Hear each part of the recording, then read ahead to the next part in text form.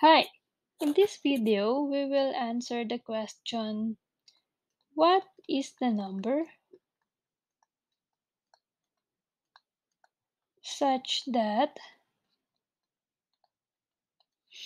1/3, 1/4, and 1/6 of the number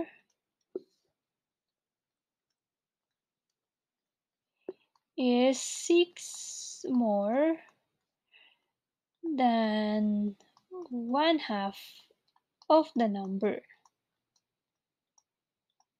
Okay, so first, we let x to be the number.